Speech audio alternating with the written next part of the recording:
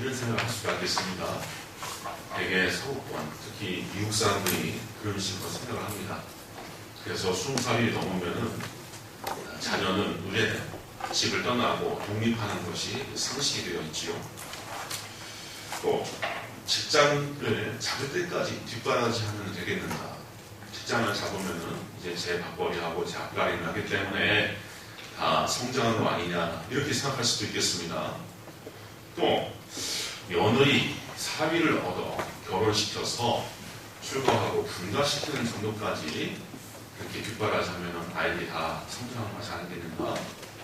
아마 한국 분들은 되게 이 정도 수준으로 생각하실 것 같습니다. 또 근데 요즘 이런 것이 쉬운가? 요즘 자녀들이 20살이 됐다고 30살이 됐다고 쉽게 시집장가합니까? 40을 바라보고 또 40을 넘어도 이혼 상태가 참 많습니다. 저 같은 경우에는 결혼하고 자식도 낳고 또 학위를 공부하는 데 있어서 다 마칠 때까지 부모님께서 그야말로 허리뼈 빠지도록 그렇게 배려해 주시고 또 지원해 주신 것을 생각하면은 때로는 참 내가 불효막심한 삶을 살았다 하는 생각을 해봅니다. 아슬아슬하게 보이니까 지금도 부모님께서 저나 또 사명자를 위해서 기도하시는 몫이 대단히 큽니다. 근데 이와 비슷한 질문을 목회자들에게 할 수 있을 것 같습니다. 좀 포커스는 좀 다른데 목사님이 심우하는 교회의 교인들이 어느 수준까지 신앙이 성장하면은 바람직하다고 보십니까? 뭐 이렇게 앙케이트 조사를 하게 한다면은 목사님들이 어떤 식으로 대답할 수 있을까? 제가 설교를 준비하면서 이런 좀 질문이 생겼습니다. 아마 목사님들 각자 대답이 다 다를 수 있을 것 같습니다. 공예배에 잘 출석하는 정도면은 신자들이, 교인들이 꽤 성장했다고 볼 수 있겠지요. 이렇게 대답할 수 있겠고요. 또 어떤 목사님이면 전도를 좀 해올 수 있는 정도가 되면은 그래도 신앙이 성숙했다 할 수 있지 않을까요? 할 것 같습니다. 또 뭐 교회에 항존직, 중직자가 된다면은 그거야말로 대단한 수준으로 성장한 거 아니겠습니까? 이렇게 대답할 수 있을 것 같습니다. 만약 누가 저에게 그렇게 묻는다면은 저는 이렇게 대답할 것 같습니다. 우리 성도님들이 스스로 시간을 내어서 기도할 수 있을 정도만 돼도 그것은 충분히 신앙이 성장했다 하시겠다 이런 생각을 스스로 해보았습니다. 기도가 왜 중요합니까? 기도가 해도 그만 안 해도 그만 아니겠습니까? 해야 됩니다. 신앙적인 목회적인 선배이신 제가 참 존경하는 목사님은 설교 중에 기독교는 기독교다라고 하는 말을 가끔 하셨습니다. 기독교는 기독교다. 기도할 때 우리는 참된 신앙을 살 수 있는 것이지 기도하지 않는 것은 불신앙이다. 그렇습니다. 기도는 하나님께서 살아계시다라고 하는 그 사실을 인정해드리는 신자의 태도입니다. 그렇지 않겠습니까? 하나님이 살아계시고 그 하나님이 나를 사랑하시고 나를 인도하시고 나의 삶에 관심을 가져주시고 도와주시기로 하신다는데 내가 그 하나님을 믿는다면은 늘 기도할 것이고 그 하나님이 안 계시다. 그 하나님은 없다. 나 잘 모르겠다 한다면은 기도가 안 나올 겁니다. 그래서 기도는 대단히 유신론적인 태도예요. 대단히 유신론적인 태도입니다. 무신론자가 기도하는 거 봤습니까? 무신론자는 기도하지 않습니다. 하나님의 살아계심을 확고히 믿고 붙드는 사람들은 기도할 수밖에 없습니다. 우리 성도님들이 기도를 할 때 절실하게 기도하실 수 있길 바랍니다. 시험 삼아서 기도하면 안 됩니다. 오늘 목사님께서 설교하실 때 기도하면 응답받는다고 했으니까 과연 한번 그러한가 보자 해서 기도하는 식으로 하면 안 됩니다. 절실한 믿음, 절실한 믿음으로 해야 됩니다.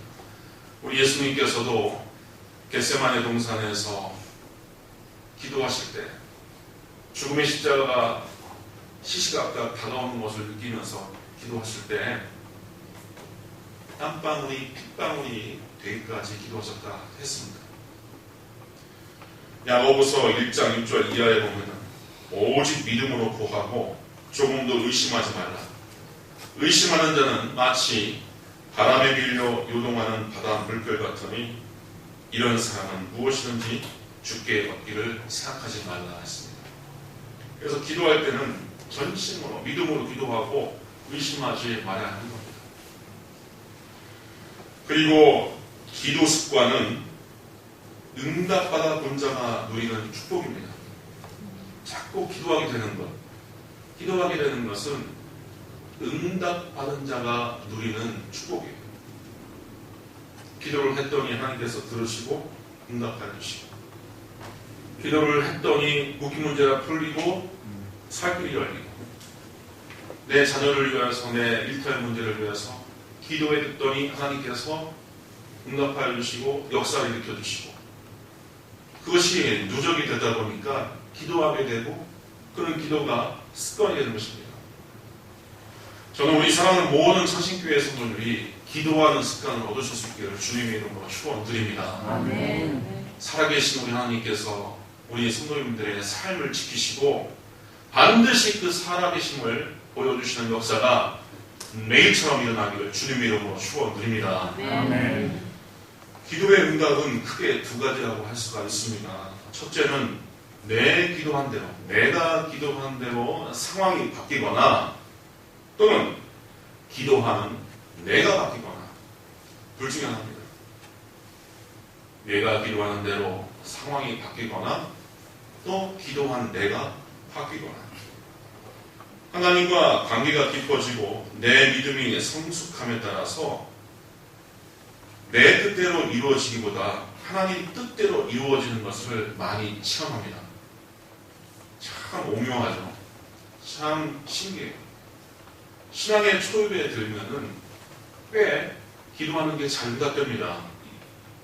그런데 신앙이 깊어지고 세월이 지날수록 내 뜻대로가 아니라 하나님 뜻대로 내 삶이 펼쳐지는 것을 보게 됩니다. 어떤 목사님은 이것을 그렇게 가르칩니다. 영적으로도 신앙적으로도 아이가 있다. 아이가 어렸을 때 아이가 원하는 것, 떼쓰는 것 부모가 하나 배려해주고 응답해주듯이 처음에는 그렇게 만나주시다가 우리의 신앙이 성숙하고 또 하나님의 뜻을 헤아릴 정도가 된다면은 하나님께서는 하나님 방식대로 응답함으로써 우리의 신앙을 키워간다. 그렇게 설명을 합니다. 저도 100% 동의합니다. 100% 동의합니다. 사실 우리가 기도하는 것에 8, 90%는 다 내 문제, 내 욕심, 내 생각대로 기도하는 것이 그 정도가 될 겁니다. 그러나 우리의 신앙이 깊어지고 성장할수록 하나님은 우리에게 하나님의 뜻을 발견하고 거기에 순종하기를 원하십니다. 야고보서 4장 2절 이하에 보면은 너희가 얻지 못함은 구하지 아니하기 때문이요. 첫째, 우리가 못 받는 것, 기도응답이 안 되는 것, 하나님의 기이한 능력이나 역사를 체험하지 못하는 것은 첫째, 구하지 않았기 때문이고, 두 번째, 구하여도 받지 못하는 정욕으로 쓰려고 잘못 구하기 때문이다 했어요. 정욕으로 쓰기 위하여서 잘못 구합니다. 정욕이 육체적인 욕망만 정욕이 아닙니다. 우리가 물질을 희구하고 권력을 쫓아다니고 인기와 명예에 우리가 함께하는 것, 이 모든 것이 다 정욕이라고 할 수가 있어요. 어제 선교를 준비하고 있는데 오래간만에 학교 대학 후배가 저한테 문자를 넣었어요. 정확히는 카톡. 그래서 웬일인가에서 봤더니 뭐가 이렇게 세 개가 지워져 있어요. 요즘은 그런 기능 있지 않습니까? 카톡도 보내고 나서 잘못했다 하면 삭제하기. 그래서 아무개야 오래간만인데 지금 나한테 뭘 보낸 거냐 했더니 여학생이었습니다. 여자 후배. 그래서 오빠 미안해 잘못 보냈어요. 뭔데 궁금하다 했더니 궁금합니까? 해서 보내줬는데 요즘 수도권에 미래 신도시 분양하는 거지 않습니까?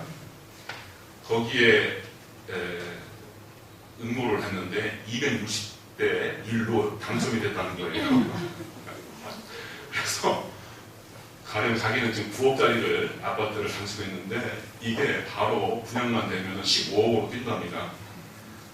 그런 내용으로 누구한테 보낸 거를 저한테 잘못 보낸 거예요. 자, 제가 부러웠겠습니까? 안 부러웠겠습니까? 대답해보세요. 부러웠어요.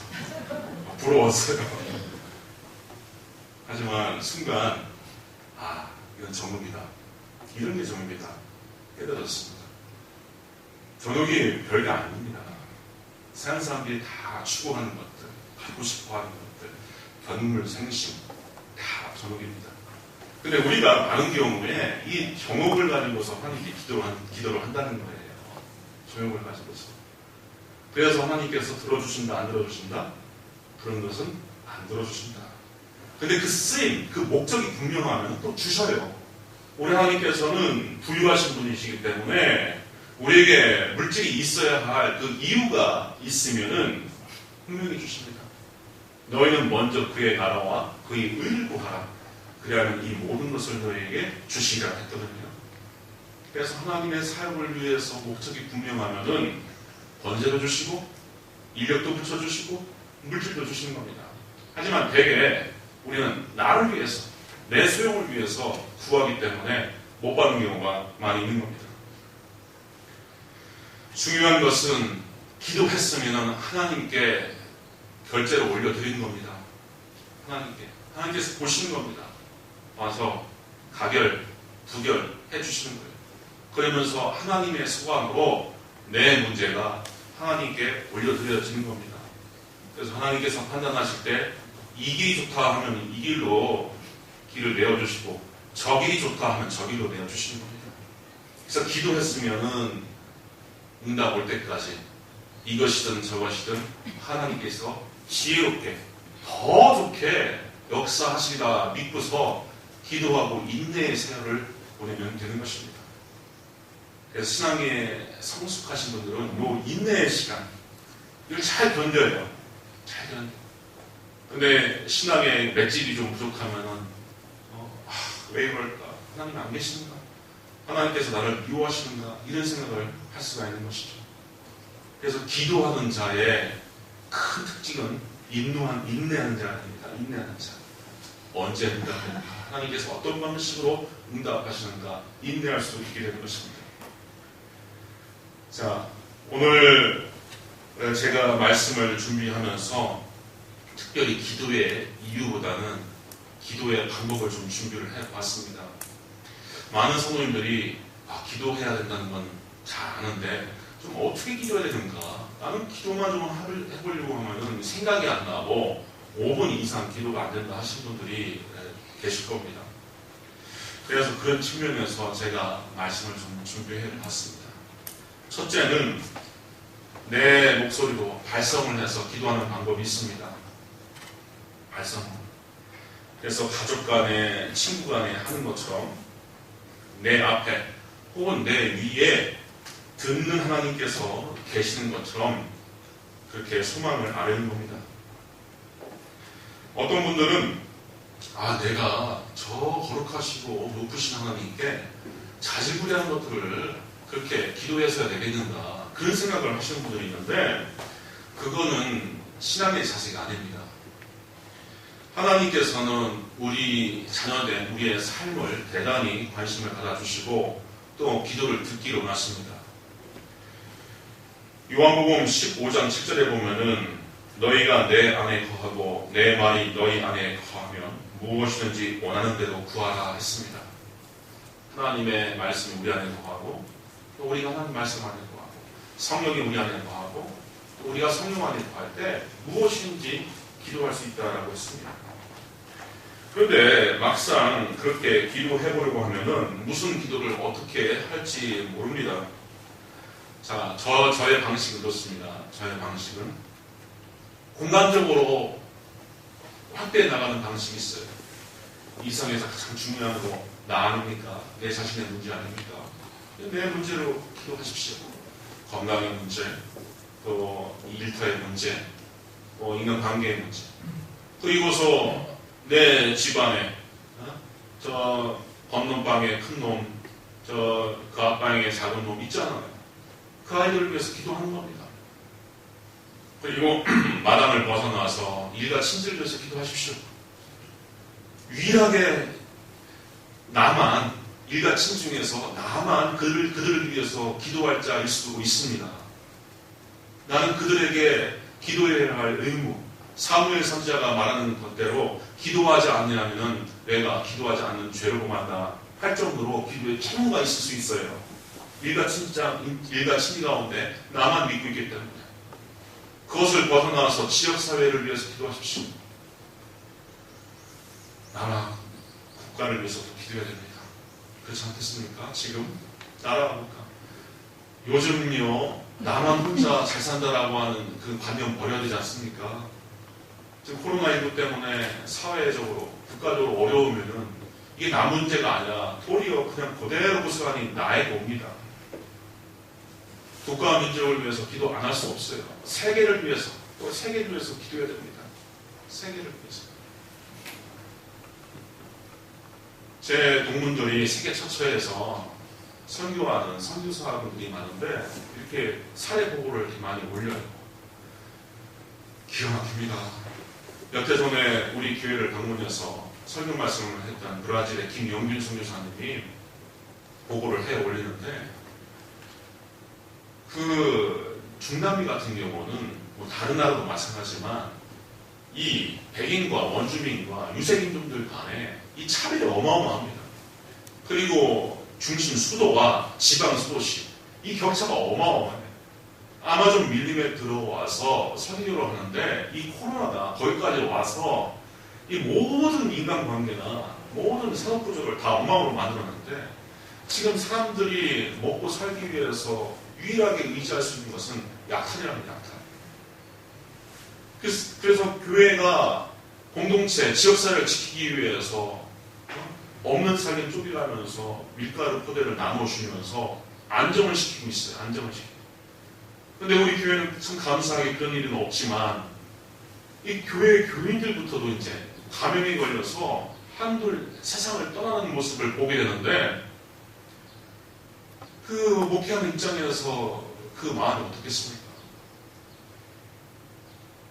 그런 사례를 이렇게 접하다 보면은 나라, 민족, 세계를 위해서 또 파송된 선교사님들을 위해서 기도를 안 할래 안 할 수가 없는 그런 심정적인 부담 내지는 살아있는 자로서 또 평안을 누리고 있는 자로서의 빚이 기도해야 될 빚이 얼마나 큰가 하는 것을 느끼게 됩니다. 그렇게 나로부터 확대하면서 기도해도 좋고요. 거꾸로 또 기도가 원숙하신 분들은 거꾸로 기도합니다. 세계로부터 세계 평화와 안녕으로부터 시작해서 나라 민족 그리고 지역사회로부터 내 직장, 내 집 앞마당 그리고 내 자녀와 나에게 이렇게 오는 경우가 있어요. 그렇게 기도하면은 30분 금방 갑니다. 우리 성도님들 금방 가요. 그렇게 기도하세요. 때로 하나님을 향한 원망과 투정이 나올 수가 있습니다. 어떤 분들은 하나님을 두고서 어떻게 원망 투정해야 되는가. 우리 성도님들 잘 아시길 바랍니다. 사람을 연전해 두고 하나님에 관한 것을 원망 불평하면 죄가 되지만 내 심정에 울분이 가득 차고 하나님께 따져 묻고 하나님을 향하여서 토로하고 싶은 그런 파토스가 있으면 그것을 그대로 하나님께 올려도 훌륭한 기도가 됩니다. 원망 불평을 사람에게 하지 마시고 하나님께 해도 괜찮습니다. 제 얘기가 아닙니다. 시편의 대략 90%에서 70%의 내용이 하나님에 대한 탄식과 원망이 섞인 내용이에요. 가령 시편 80편 3절 이하에 보면 하나님이여 우리를 돌이키시고 주의 얼굴을 비추사 우리가 구원을 얻게 하소서. 만군의 하나님이여 주의 백성의 기도에 대하여 어느 때까지 노하시리까. 주께서 그들에게 눈물의 양식을 먹이시며 많은 눈물을 마시게 하였나이다. 우리를 우리 이웃에게 다툼거리가 되게 하시니 우리 원수들이 서로 비웃나이다 하면서 자기의 비참한 처지를 하나님께 다 토로합니다. 괜찮아요. 문제는 하나님께 기도하지 않고 사람을 붙들고 원망 불평한 일이 문제인 겁니다. 한번 따라서 하겠습니다. 하나님께 할 말이 많은 사람은 사람에게 할 말이 적고 사람에게 할 말이 많은 사람은 하나님께 할 말이 적다. 제가 먼저 섬겼던 교회 원로문 목사님께서 늘 하신 말씀인데 정말 그렇습니다. 하나님께 할 말이 많은 사람은 사람에게 할 말이 적고 사람에게 할 말이 많은 사람은 하나님께 할 말이 적습니다. 자, 두 번째는 방언기도라고 하는 것이에요. 방언기도. 부활하신 예수님께서 약속하신 성령님이 오순절날에 강림했습니다. 우리 지난주에 성령 강림절로 지켰죠. 근데 제자들에게 오순절날에 성령이 강림하시고 나서 첫 번째 나타난 성령의 은사가 방언이었습니다. 방언. 사도행전 2장 1절 이하에 보면은 오순절날이 이미 이름에 그들이 다 같이 한 곳에 모였더니 호련히 하늘로부터 급하고 강한 바람 같은 소리가 있어 그들이 앉은 온 집에 가득하며 마치 불의 혀처럼 갈라지는 것들이 그들에게 보여 각 사람 위에 하나씩 임하여 있더니 그들이 다 성령의 충만함을 받고 성령이 말하게 하심을 따라 다른 언어로 말하기를 시작하리라. 다른 언어를 사도행전에서는 이제 방언이라고 또 다른 구절에서는 표현하고 있습니다. 이 교회를 다니면서 이 방언에 대하여 많은 오해가 있습니다. 방언이 이제 끝났다. 옛날에 있었던 기적이지 현대에 있지 않는다. 이렇게 생각하시는 분들, 이렇게 또 가르치는 목사님들도 있습니다. 또 그것을 곁에서 보면은 방언기도 하시는 분들을 곁에서 보면은 무섭기도 하고 저거 미쳤나 하는 생각도 듭니다. 이것은 성령이 오신 직후 2000년 전에 초대교회의 교인들을 바라봤던 그 주변 사람들도 똑같이 느낀 문제였어요. 사도행전 2장 12절에 보면은 다 놀라 당황하여 서로 이르되 이 어찌된 일이냐 하며 어떤 이들은 조롱하여 이르되 그들이 새 술에 취했다. 이렇게 비판을 했다는 거예요. 정상적으로 보이지 않으니까. 그러나 방언은 성령께서 분명히 오신 표적이 되는 것이고 또 방언에는 상당한 유익이 따릅니다. 저는 중학교 2학년 때 그 중고등부 연합 상상 집회를 갔어요. 가서 거기에서 기도원에서 한 4-5개 교회가 연합해서 상상 집회를 수련회를 봤는데 그 밤새 기도하는 시간에 그때 방언을 받게 됐습니다. 근데 이게 도대체 방언 맞는가? 내가 좀 신경증적인 그러한 일들을 한 거 아닌가 이런 생각을 했습니다. 근데 저는 나중에서 이게 진짜 방언이라고 하는 것을 제가 알았습니다. 방언과 더불어 따라다니는 표적이 뭐가 있냐면 방언통이라는 게 있습니다. 방언통역. 방언통역도 방언통역하는 은사자가 있어요. 그래서 그 은사자 앞에서 방언을 하면은 그분은 어떤 기도의 내용으로 기도하는지 그것을 우리말로 풀어줍니다. 대학교 때 또 수련회에 가서 어떤 밤새 기도하는 시간이 있어서 기도를 하는데 통전의 은사자가 있다고 해서 그 옆에 가서 이렇게 어깨를 서로 걸치고서 기도를 했습니다. 그래서 제가 방언으로 기도를 하는데 그분이 통전을 하시죠. 제가 그 통전의 이야기를 듣다가 뒤로 까무러친 것 같습니다.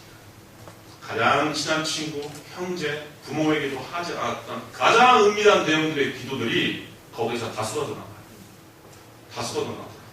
특히 추하고 감추고 싶은 그 죄악들, 아무에게도 들키고 싶지 않았던 그 죄악들도 아주 훤하게 나오고 있더라고요.